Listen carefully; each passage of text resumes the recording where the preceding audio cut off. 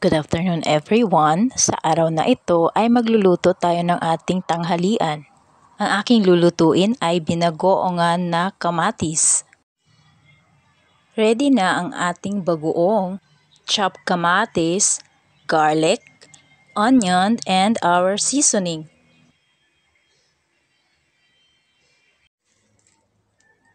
Sa mainit na kawali ay maglagay ng mantika. Kasunod ay bawang.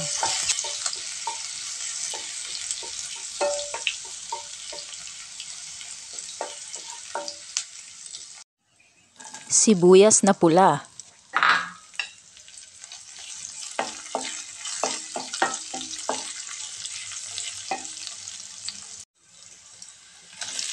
Ilagay naman natin ang kamatis.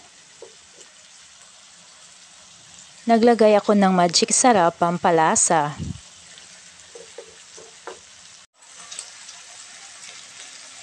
Tinurog-durog ko ang kamatis para lumapot.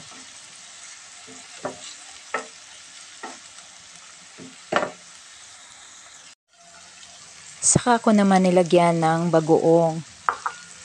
Pinaghalo-halo ko lamang para ma-distribute ang lasa ng bagoong.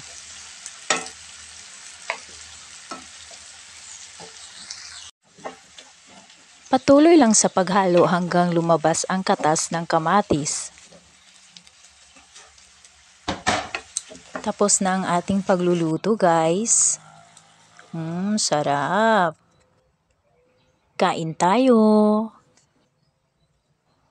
Hanggang sa muli. Maraming salamat sa panunood. Paalam.